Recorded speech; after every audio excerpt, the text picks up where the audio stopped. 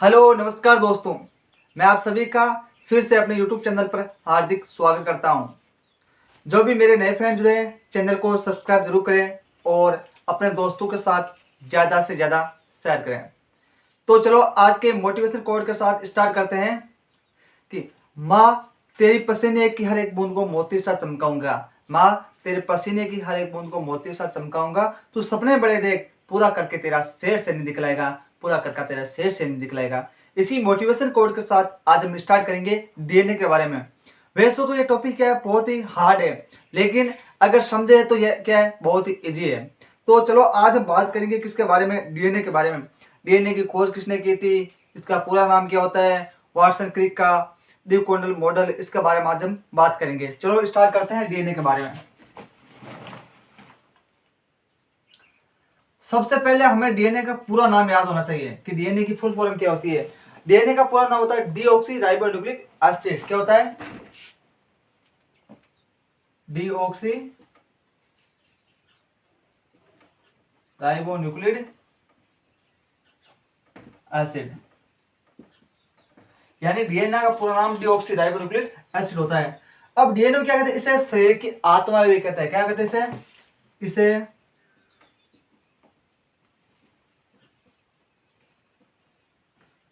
शरीर की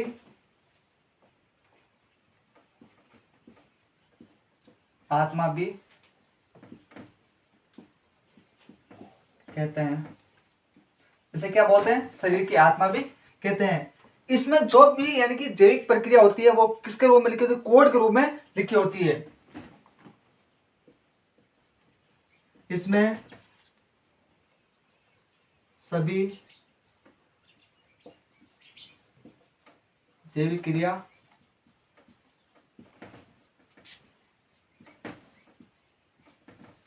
कोड के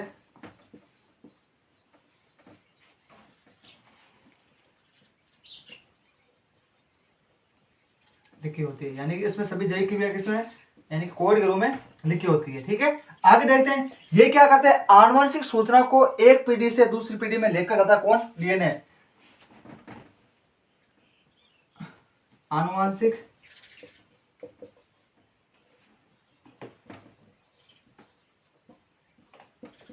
सूचनाओं को एक पीढ़ी से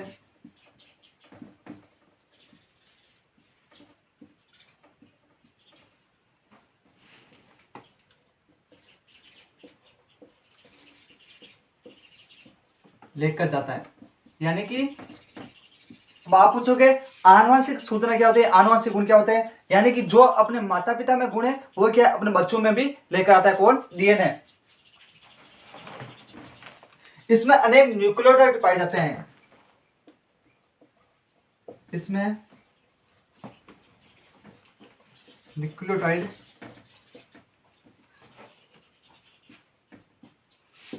पाए जाते हैं।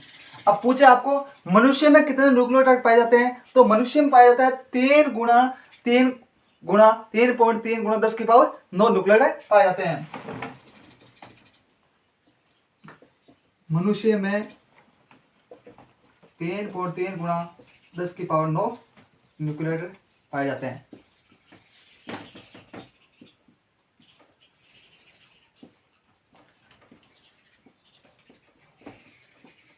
ठीक है, अब इसकी खोज किसने की थी? वाटसन क्रिक ने इसकी खोज की थी।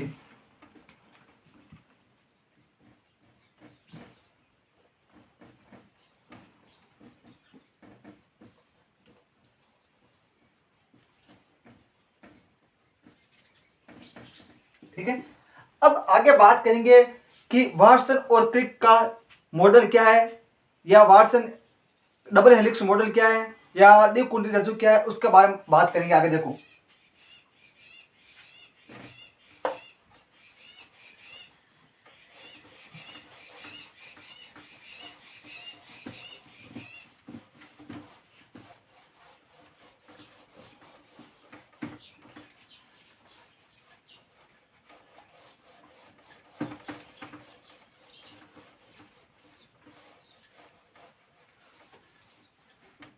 बात करते हैं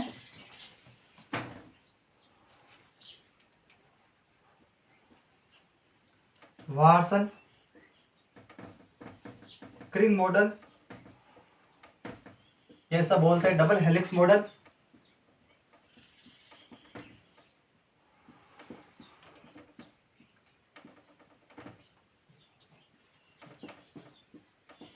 या इससे बोलते हैं डीएनए का द्विध्रुवीय मॉडल, डीएनए का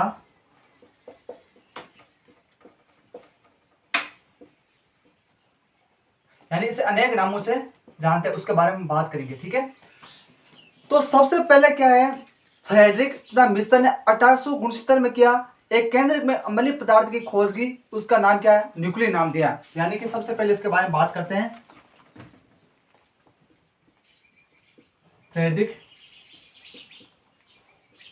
मिशन ने क्या है 1869 में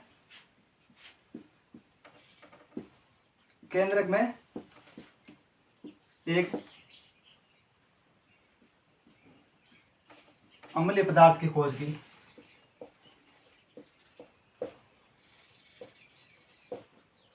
ठीक है, जिसका नाम क्या दिया, न्यूक्लियन, जिसका नाम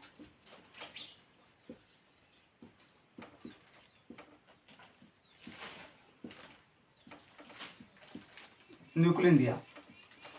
इसके बाद देखो फ्रेडरिक मिशन ने क्या है 1869 में केंद्रक में अम्लीय पदार्थ की खोज की, जिसका नाम क्या दिया था, न्यूक्लियन नाम दिया। अब देखो उसके बाद दो वैज्ञानिक आए, फ्रैंकलिन तथा विल्सन नामक दो वैज्ञानिक आए।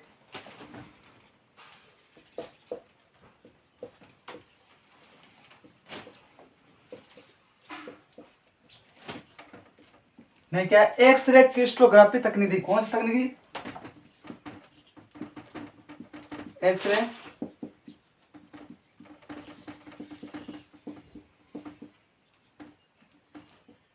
तकनीकी, यानी कि फ्रैंकलिन नामक वैज्ञानिक आयो और कहीं एक्सरे क्रिस्टोग्राफी नामक तकनीकी दी। अब इसके बाद देखो इसी तकनीक को क्या आधार मान करके वाटसन तथा क्रिक ने डीएनए का द्विध्रुवीय या वाटसन क्रिक मॉडल दिया था। इसी तकनीकी से प्राप्त आंकड़ों के आधार पर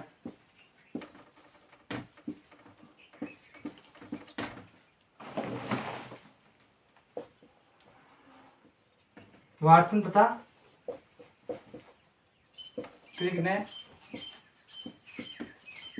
डीएनए का द्विध्रुवीय मॉडल या क्या बोलते से डबल हेलिक्स मॉडल दिया। अब आगे बात करते हैं डीएनए के बारे में कि डीएनए में क्या क्या कौन कौन से सार होते हैं, ये आपस में कौन से बंधु द्वारा जुड़े होते हैं, और एक इसमें क्या कौन कौन से यानी कि इसमें पॉलीपेप्टाइड श्रृंखला पाई जाती है, इसके बारे में बात करते हैं।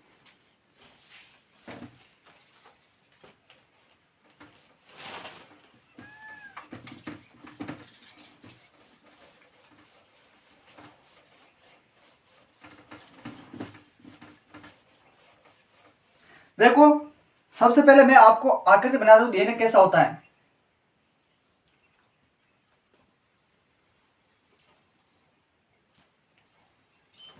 डीएनए कैसा होता है, कैसा होता है, यानी कैसा होता है, लच्छा होता है ना, लच्छा, उस लच्छे के समान कैसा होता है डीएनए होता है। अगर इसको खोले ना कि एक लंबी श्रृंखला के रूप में हो जाता है, यानी कि लच्छे के समान हो जाता है।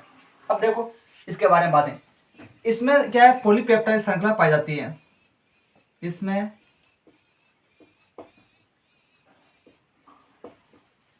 पॉलीपेप्टाइड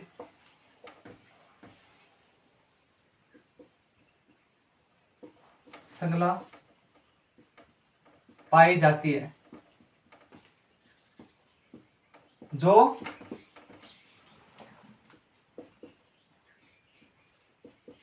सर्पिलाकार होती है। कैसी होती है, सर्पिलाकार।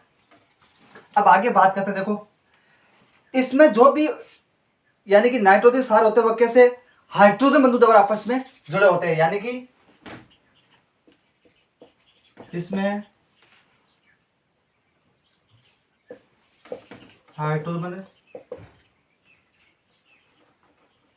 इसमें एन सार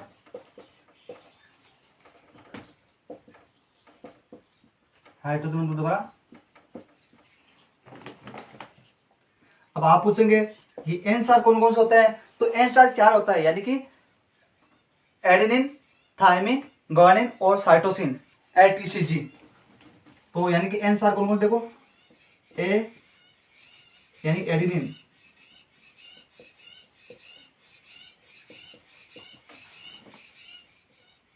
साइटोसिन,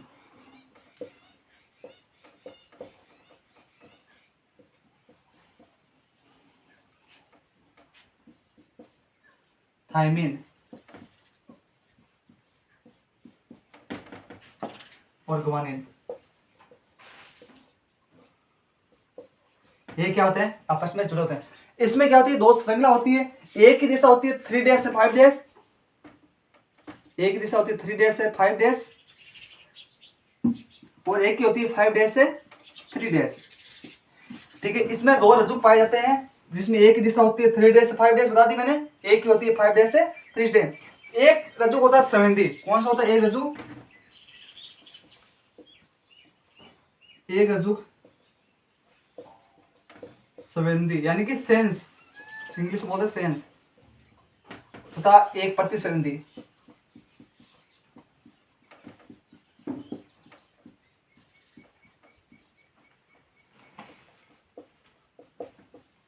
संवेदी रज्जु की दिशा होती है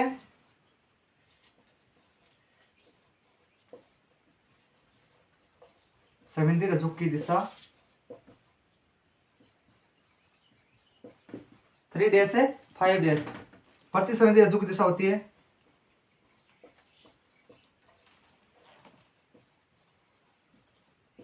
5 डैश से 3 डैश। ठीक, आगे बात करते, देखो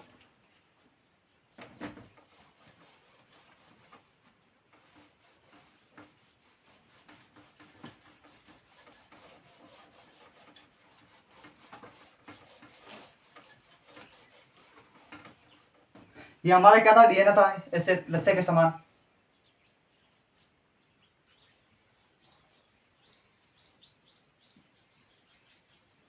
ऐसे क्या डीएनए, मैंने बता दिया, एक की 3 डैश से 5 डैश, एक 5 डैश से 3 डैश, यानी एक संवेदी तथा एक प्रतिसंवेदी। ठीक है, आगे देखो, अब इसमें ये होता है ना एन स्टार, ये देखो 4 होते हैं, A double bond T, C triple bond G से आपस में जुड़े होते हैं। ठीक है, अब देखो, अब ए के सामने क्या आएगा, टी, टी के सामने ए, अब देखो सी के सामने जी, जी के सामने सी। ठीक है, अब आगे भी ऐसे इस प्रकार से चलता रहेगा, यानी कि ए के सामने टी, सी के सामने जी, जी के सामने सी, ए के सामने टी, इस प्रकार से ये चलता रहेगा। इसमें एक कुंडलन की पूरी, यानी कि एक श्रृंखला पूरी की उसकी लंबाई होती है 34 एंगस्ट्रॉम। कितनी होती है, 34 एंगस्ट्रॉम। ठीक है, और इस दो सारों के बीच की दूरी होती है 3.4 एंगस्ट्रॉम। कितनी होती है, 3.4 एंगस्ट्रॉम। ठीक है, और इसका व्यास कितना होता है, लेने का व्यास कितना होता है, 20 एंगस्ट्रॉम। अब त्रिज्या पूछ ले तो त्रिज्या होती है 10 एंगस्ट्रॉम।